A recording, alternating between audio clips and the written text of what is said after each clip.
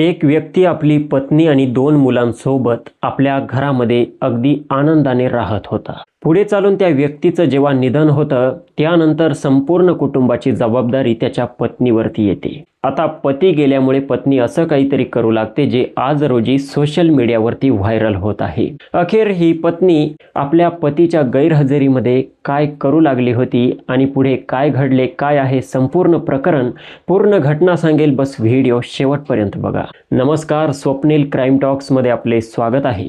आजच्या आपल्या सत्य घटनेची सुरुवात होते बिहारच्या सिवान जिल्ह्यातून. या ठिकाणी समीर बिहारी नावाचा एक मुलगा राहत होता, जो की आपल्या संपूर्ण कुटुंबासोबत होता. त्याचे आई वडील होते, भाऊ बहीण होते, संपूर्ण कुटुंब भरभरलेलं होतं. आणि हा समीर बिहारी सुरुवातीला राजमिस्त्रीच्या हाताखाली काम करत होता. नंतर पुढे चालून त्याने मिस्त्रीचे काम शिकले आणि मिस्त्रीचे काम करू लागला.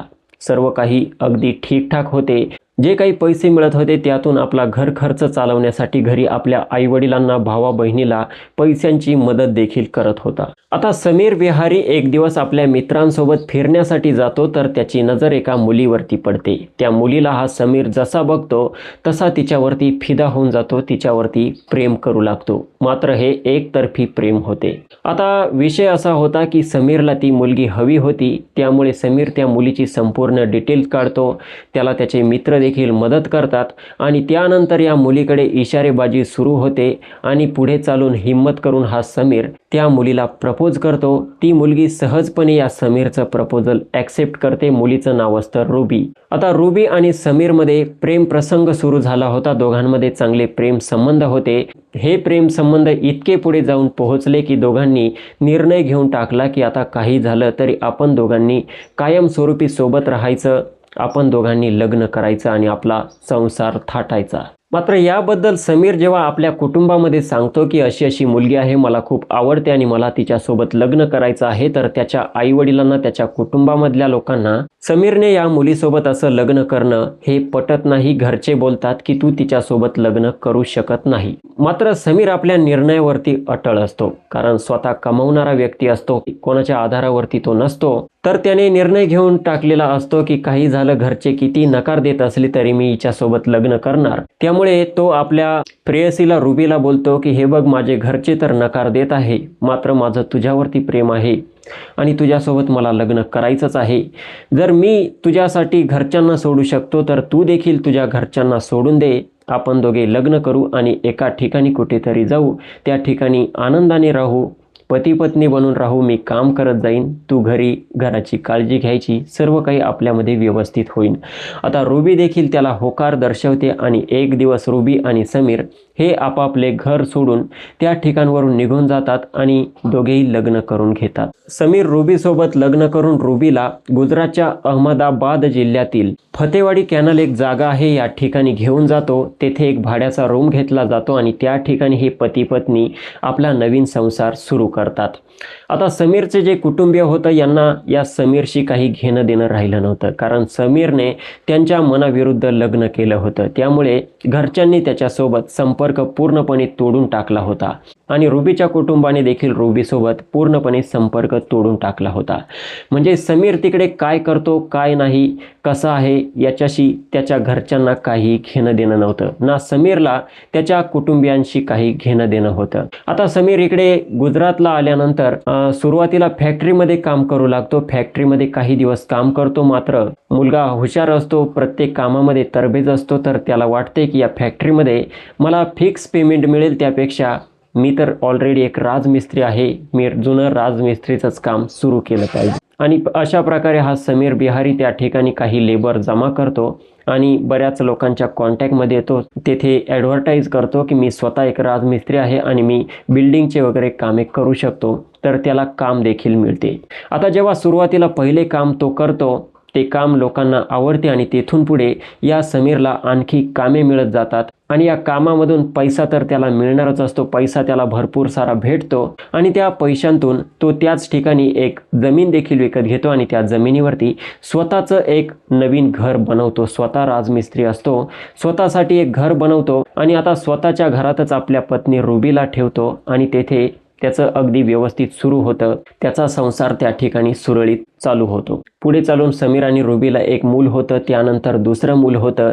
म्हणजे आता हे 4 जणांचं अगदी व्यवस्थित आनंदी कुटुंब झालं होतं. समीर जो होता सकाळी आपल्या ड्युटीवरती काम करण्यासाठी जात असायचा आणि संध्याकाळी घरी येत असायचा. जी त्याची प्रेयसी होती अगोदर, जी की त्याची प्रेमाची बायको होती, ही घरामध्येच बसून असायची, आपल्या मुलांची काळजी घ्यायची, सकाळ संध्याकाळ स्वयंपाक वगैरे बनवायची आणि दिवसभर पडून राहत असायची. पडून तर दिवस जाणार नाही म्हणून तिच्या हातामध्ये एक मोबाईल देखील होता. त्या मोबाईल फोनमध्ये इंस्टाग्राम होते, फेसबुक होते, व्हॉट्सॲप होते, सर्व गोष्टी होत्या, सर्व ॲप होते. त्या ॲपमध्ये ती आपला टाईमपास करत होती. तर ज्या ठिकाणी समीरचं स्वतःचं घर होतं, समीरच्या घराशेजारीच एक भाड्याचा रूम होता. त्या भाड्याच्या रूममध्ये एक व्यक्ती येतो ज्याचं नाव असतं इम्रान वाघेला. हा इम्रान वाघेला रुबीच्या घराशेजारीच राहू लागतो. आता रुबी जेव्हा कधी घराच्या बाहेर पडायची, तिची नजर त्या इम्रानवरती पडायची आणि इम्रानची नजर या रुबीवरती पडत असायची. पुढे चालून इम्रान वाघेला बघतो की जवान स्त्री आहे, हिचा पती राजमिस्त्री आहे, दिवसभर घराच्या बाहेर असतो आणि 2 लहान लहान मुलं आहे. तर इम्रान हिच्यावरती वाईट नजर टाकू लागतो, घाणेरडी नजर टाकू लागतो. रुबी होती, ही देखील त्याची ती नजर ॲक्सेप्ट करून घेते आणि ती देखील त्याच्याकडे तशा नजरेने बघू लागते. दोघांमध्ये नजरेचं बोलणं सुरू होतं आणि नजरेने बोलता बोलता दोघांमध्ये इशारेबाजी होऊ लागते. इशारेबाजी होता होता दोघांमध्ये बोलणं सुरू होतं आणि बोलणं सुरू झाल्यानंतर दोघांमध्ये चांगल्या चर्चा होऊ लागतात. आता तो इम्रान या रुबीला सर्व हालचाल विचारू लागतो, तिची काळजी घेऊन तिच्यासोबत बोलू लागतो. रुबी देखील त्याच्यासोबत बोलू लागते. बोलता बोलता दोघांमध्ये कॉन्टॅक्ट एक्सचेंज होतात. आता जो इम्रान असतो हा रुबीला कॉल करू लागतो. रुबी कॉलवरती त्याच्यासोबत तासनतास बोलू लागते. यामध्ये जो समीर होता याचा काही विषय नव्हता, कारण तो दिवसभर बाहेर कामावरतीच राहायचा. तर एक दिवस दुपारच्या वेळी असंच इम्रानने रुबीला कॉल केला, रुबीसोबत बोलू लागला. खूप प्रेमाच्या यांच्यामध्ये गप्पा गोष्टी झाल्या. 1 तास झाल्यानंतर हा इम्रान रुबीला बोलतो की आता तुझ्या घरामध्ये तुझा पती नाहीये, तर मी घरामध्ये येऊ का? रुबी बोलते काही हरकत नाही, तू येऊ शकतो. आणि त्यानंतर हा इम्रान सरळ आपल्या रूममधून निघतो आणि इकडे रुबीच्या रूममध्ये जातो. दोघांमध्ये पहिल्यापासून ओळख तर झालेलीच होती, कॉलवरती सर्व बोलणं झालेलंच होतं. आता दोघे आमने सामने आले होते, तर आणखी काय बाकी होतं दोघांमध्ये ते घाणेरडं आणि वाईट काम त्या ठिकाणी सुरू होतं. जो की समीर होता, रुबीचा अगोदर प्रियकर होता, लग्न केलं होतं, तो तिकडे काम करत होता आणि रुबी पुन्हा आता दुसऱ्या व्यक्तीच्या प्रेमात पडली होती आणि त्याच्यासोबत शेण खाणं देखील तिने सुरू केलं होतं. आता मित्रांनो, जी रुबी होती ही रात्री आपल्या पतीसोबत अगदी प्रामाणिक राहत असायची आणि दिवसा आपल्या प्रियकरासोबत अगदी प्रामाणिक राहत असायची. प्रियकर कधी तिच्या घरात यायचा तर ती कधी प्रियकराच्या घरामध्ये जात होती. अशा प्रकारे दिवस जात होते. 2024 सुरू होते. तर ही रुबी आपल्या पतीला समीर बिहारीला बोलते की या ठिकाणी म्हणावा तसा रोजगार तुम्हाला मिळत नाही. तिकडे आपण आपल्या गावी होतो, किमान 700 रुपये मिळत होते, इथे तुम्हाला बस 500 रुपये मिळतात. त्यापेक्षा तुम्ही बिहारला जाऊन काम का करत नाही? तेथे जाऊन जर काम केले तर तिकडे आणखी जास्त रोज भेटेल आणि आणखी आपली प्रगती होईल. समीरला आपल्या पत्नीची ही गोष्ट पटते आणि समीर आपले सर्व कागद वगैरे तयार करतो आणि त्यानंतर सरळ दुबईला निघून जातो. 2024 मध्ये समीर दुबईला निघून जातो आणि त्यानंतर इकडे जी रुबी असते हिच्यासाठी संपूर्ण घर पूर्णपणे रिकामं होऊन जातं. हिला आता इम्रान सोबत भेटायला कसली अडचण नव्हती, कोणाचाही काही अडथळा नव्हता, कोणी तिच्या रस्त्यामध्ये आडवा येणारा काटा अजिबात नव्हता. आता जेव्हा रुबीला वाटायचं तेव्हा ही त्या इम्रानच्या घरामध्ये जाऊन राहायची. कधी इम्रान या रुबीच्या घरामध्ये रात्री राहायचा, कधी दिवसा राहायचा. दोघेही सोबत मार्केटमध्ये जात असायचे, काही वस्तू आणायच्या असेल, कधी फिरण्यासाठी जात असायचे इकडे तिकडे. दोघे अगदी पती पत्नीप्रमाणे राहू लागले होते. आता मित्रांनो, अशा प्रकारे रुबीचा जो पती होता समीर बिहारी याला जाऊन 5 ते 6 महिने झाले होते आणि या 5 ते 6 महिन्यामध्ये जी रुबी होती ही अतिशय पूर्णपणे त्या आपल्या प्रियकरासोबत आनंदाने बाहेर फिरत होती. तर जो समीर बिहारी होता याला अहमदाबादला येऊन 5 ते 6 वर्ष झालेले होते. त्याने अनेक लोकांचे त्या ठिकाणी कामे केलेले होते. तर बरेच सारे लोक या समीर बिहारीला ओळखत होते आणि त्याच्या पत्नी रुबीला देखील ओळखत होते. रुबी जेव्हा आपल्या प्रियकरासोबत बाहेर फिरण्यासाठी जात असायची, सर्वजण या रुबीला विचारत असायचे की तुझा पती समीर कुठे गेला? तो खूप चांगला माणूस आहे. तर रुबी सांगायची की ते दुबईला काम करण्यासाठी गेले आहे. आता लोक ऐकायचे, पत्नी सांगते दुबईला गेलाय तर गेला असेल म्हणून लोक देखील विश्वास ठेवायचे, असेच दिवस जात राहिले. मात्र आता काही लोकांना असा देखील संशय येऊ लागला की जर समीर दुबईला गेला आहे तर ही रुबी इकडे या व्यक्तीसोबत कशी राहते, रात्री देखील त्याच्यासोबत राहते, दिवसा देखील त्याच्यासोबत राहते. लोकांना डाऊट येऊ लागला. लोकांना कळून चुकलं की रुबीचं इकडे दुसऱ्या व्यक्तीसोबत संबंध आहे आणि हिचा पती खरंच दुबईला गेला आहे की दुसराच काही विषय आहे, असा डाऊट लोकांना येऊ लागला. तर अशा प्रकारे मित्रांनो महिने जात राहिले. लगभग वर्ष होऊन गेले. जुलै 2025 मध्ये समीर बिहारीच्या शेजारीच एक व्यक्ती राहत होता. त्याचं या समीरसोबत अगदी चांगल्या प्रकारे कॉन्टॅक्ट होता. दोघे एक प्रकारचे चांगले मित्रच होते. तो नेहमी या रुबीला विचारायचा की माझा मित्र समीर कुठे गेला. रुबी एकच सांगायची की तो दुबईला गेला. मात्र आता त्या व्यक्तीला डाऊट येऊ लागतो, जर तो दुबईला गेला तर ही कधी त्याच्यासोबत कॉलवरती बोलताना दिसत नाही. समीरच्या मोबाईलवरती कॉल केल्यानंतर त्याचा फोन देखील स्विच ऑफ येत असायचा. त्या व्यक्तीला पूर्ण डाऊट येतो आणि त्यानंतर तो व्यक्ती सरळ पोलीस स्टेशनमध्ये जातो. पोलिसांना सांगतो की असा समीर बिहारी नावाचा एक व्यक्ती होता, तो येथे राहत होता, मात्र मागच्या लगभग वर्षापासून येथून गायब झालेला आहे आणि त्याची पत्नी बोलते की तो दुबईला गेला आहे. मला काहीतरी डाऊट येतो कारण त्याची पत्नी दुसऱ्या परपुरुषासोबत रात्रंदिवस एकत्र राहत असते. आता पोलीस सुरुवातीला जेव्हा हा व्यक्ती सांगतो तेव्हा जास्त लक्ष देत नाही, कारण हे होतं जो व्यक्ती गायब आहे त्या व्यक्तीच्या जवळचं कोणी व्यक्ती पोलीस स्टेशनमध्ये आलं नाही तर हा दुसराच व्यक्ती पोलीस स्टेशनमध्ये येत आहे, त्यामुळे पोलीस लक्ष देत नाही. मात्र केस तर त्या ठिकाणी स्टँड झालेली असते. आता पोलीस स्टेशनमध्ये ही केस होऊन लगभग 3 महिने होऊन गेले होते. ऑक्टोबरचा महिना सुरू झाला होता. तेथील DCP असतात अजित राजायन, हे बघतात की 3 महिन्यांपूर्वी एक केस दाखल झालेली आहे, मात्र त्या केसबद्दल अजूनपर्यंत काही डिटेल्स भेटलेली नाही. आणि तो जो व्यक्ती होता समीर बिहारी, याचा मोबाईल नंबर देखील त्याच्या शेजाऱ्याने दिलेला होता. त्या मोबाईल नंबरवरती जेव्हा पोलीस कॉल करून बघतात तर तो मोबाईल, त्याचा नंबर लगभग 14 महिन्यांपासून हा बंद येत होता. आता पोलीस या रुबीला माहिती पाठवतात. रुबीला पोलीस स्टेशनमध्ये बोलावून घेतात आणि तिला जेव्हा विचारतात, रुबी हेच सांगते की ते दुबईला काम करण्यासाठी गेले आहे. पोलीस तिला काही बोलत नाही, बस तिचा कॉन्टॅक्ट नंबर घेतात. पोलीस विचार करतात की हिची देखील कॉल हिस्ट्री आपण तपासून बघितली पाहिजे. त्यानंतर पोलीस जेव्हा मागच्या 14 महिन्यांपूर्वीची या रुबीची कॉल हिस्ट्री चेक करतात तर त्यामध्ये ही रुबी आपल्या पतीसोबत एकदा देखील बोललेली नव्हती. तिच्या पतीचं तिच्यासोबत कॉन्टॅक्ट झालेलंच नव्हतं. तिचं कॉन्टॅक्ट फक्त एकाच व्यक्तीसोबत होत होतं, तो म्हणजे इम्रान वाघेला. आता पोलिसांचा डाऊट हा कन्फर्म झालेला असतो आणि 4 नोव्हेंबर 2025 रोजी पोलीस या इम्रान वाघेलाला उचलण्याचं ठरवतात. त्याला गुपचूप उचलण्यात येतं. रुबीला देखील तिकडे काही माहीत नसतं.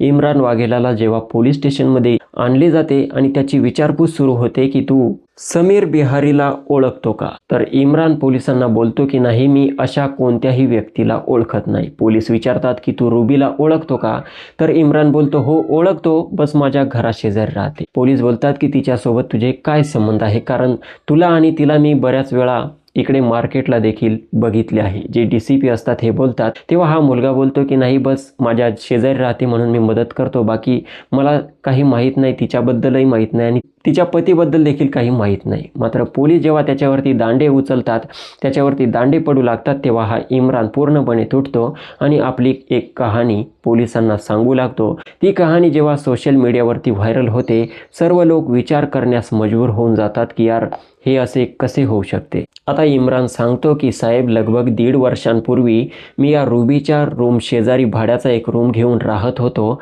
आणि त्यानंतर या रुबीचं आणि माझं प्रेम प्रकरण सुरू झालं. रुबीचा जो पती होता समीर, हा नेहमी मिस्त्रीचे काम करण्यासाठी सकाळी जात असायचा, संध्याकाळी येत असायचा. आम्ही दोघे भेटत असायचो, दोघांमध्ये सर्व गोष्टी आमच्या होत असायच्या. तिच्या पतीला काही माहीत नव्हतं. मात्र काही महिने गेल्यानंतर एक दिवस हा समीर आणि रुबी दुपारच्या वेळी दोघे एकांतात तिच्या रुबीच्या रूममध्ये आपली वेळ घालवत होते. त्याच दरम्यान जो समीर होता हा अचानक घरामध्ये येतो. घरात आल्यानंतर आपल्या पत्नीला आणि या इम्रानला आपत्तीजनक अवस्थेमध्ये त्या ठिकाणी बघतो. आता त्यानंतर जो इम्रान असतो कसं तरी आपले कपडे घेऊन त्या ठिकाणावरून पळून जाण्यात कामयाब होतो. मात्र जी समीरची पत्नी असते रुबी, ही पळून जाऊ शकत नव्हती. ही तेथे समीरच्या पायांवरती पडते, त्याचे लोटांगण घेऊ लागते, त्याच्या हातापाया पडते, बोलते की माझ्याकडून खूप मोठी चूक झाली, मी चुकले, येथून पुढे माझ्याकडून असं काही होणार नाही. माझ्याकडून चूक झाली, मी येथून पुढे असं पुन्हा करणार नाही. तर जो समीर असतो मित्रांनो, याने देखील रुबीवरती प्रेम केलं होतं, तर तो तिला जास्त त्रास देखील देऊ शकत नव्हता. त्यामुळे हा समीर रुबीला त्या ठिकाणी माफ करतो आणि बोलतो की येथून पुढे तरी तू चांगली राहा. रुबी होकार दर्शवते. मात्र पुढे चालून लगभग 15-20 दिवस गेल्यानंतर हा समीर पुन्हा एकदा दुपारच्या वेळी आपल्या घरी येतो. तर या इम्रानला आपल्या घरातून बाहेर निघताना बघतो. यावेळी कोणताही पती असला तर काय करेल. आता समीर सर्व गोष्ट विसरून जातो की ही आपली प्रेमाची बायको आहे, प्रेम करून आणलं होतं. आणि त्यानंतर तो रुबीला त्या ठिकाणी भयंकर मारहाण करतो. तिला सांगतो की एकदा तुला माफ केलं तरी देखील तू सुधारली नाही. जर तुला मी आवडत नव्हतो तर माझ्यासोबत तू प्रेमच का केलं आणि लग्नच का केलं. त्याने पत्नीला मारहाण केली आणि त्यानंतर सरळ तो दारूच्या ठेक्यावरती गेला. त्या ठिकाणी दारू पिऊ लागला. जशी त्याने दारू पिली तसं त्याच्या मनामध्ये आणखी राग उत्पन्न झाला आणि घरी येऊन तो पुन्हा आपल्या पत्नीला मारू लागला.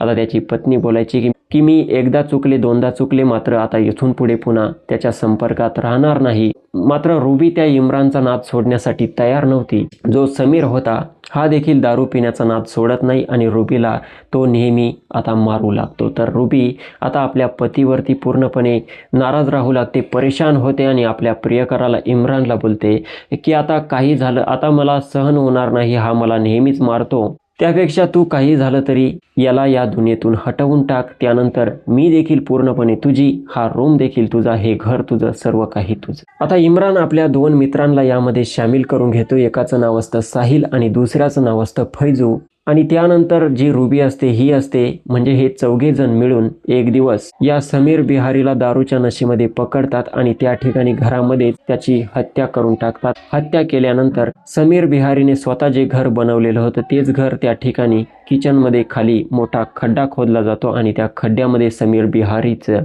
मृतदेह त्या ठिकाणी दफन करून टाकण्यात येतो. वरून सर्व माती वगैरे टाकून टाईल्स वगैरे सर्व लावून ओके कार्यक्रम केला जातो. आणि तब्बल 14 महिने ही रुबी आपल्या प्रियकरासोबत इम्रानसोबत त्याच ठिकाणी राहत होती, त्याच ठिकाणी खात होती, त्याच ठिकाणी पित होती आणि त्याच ठिकाणी घाणेरडं आणि वाईट काम देखील करत होती. वर्षानंतर लगभग पोलिसांपर्यंत ही माहिती पोहोचली. पोलिसांनी 3 महिन्यानंतर या प्रकरणाला सिरियस घेतले आणि अखेर पोलिसांनी या रुबीला देखील उचलले. रुबीला उचलल्यानंतर इम्रानचे जे 2 मित्र होते साहिल आणि फैजू यांना समजले, तर हे फरार चालत होते. मात्र यांचं देखील लोकेशन ट्रेस करण्यात आलं आणि यांना देखील उचलण्यात आले. चौघांविरुद्ध गंभीर कलमांतर्गत गुन्हा दाखल करण्यात आला आणि या इम्रानच्या निशाणदेहीवर समीर बिहारीच्या घरामध्ये तो खड्डा खोदण्यात आला. तर त्या खड्ड्यामधून समीर बिहारीचा कंकाल, सापळा, हाडं वगैरे त्या ठिकाणी भेटले, केस भेटले आणि त्या ठिकाणी सर्व पडताळणी करण्यात आली. तर तो मृतदेह समीर बिहारीचाच होता. समीर बिहारी 14 महिन्यांपासून बेपत्ता होता. मात्र कोणी त्याची विचारपूस करण्यासाठी पोलीस स्टेशनपर्यंत लवकर जाऊन पोहोचू शकलं नाही, कारण समीरच्या कुटुंबियांनी समीरचा संबंध तोडून टाकला होता आणि समीरने आपल्या कुटुंबाला फक्त यामुळे सोडलं होतं की त्याला रुबीसोबत आयुष्यभर राहायचं होतं आणि त्याच रुबीने या समीरचा अशा प्रकारे घात केला होता. तर मित्रांनो, या घटनेपासून आपल्याला बरंच काही शिकण्यासाठी देखील मिळतं. तर याबद्दल आपले काय मत आहे कमेंट सेक्शनमध्ये मांडू शकता. या व्हिडिओचा माझा उद्देश कोणाचंही मन भावना दुखावणे नाही, तर आपणास जागरूक करण्याचा होता. व्हिडिओ आवडला असेल तर लाईक करा आणि अशाच इंटरेस्टिंग सत्य घटना क्राईम स्टोरी नेहमी ऐकत राहण्यासाठी स्वप्नील क्राईम टॉक्सला सबस्क्राईब करा. पुन्हा भेटूया अशाच इंटरेस्टिंग क्राईम स्टोरीसह. तोपर्यंत नमस्कार.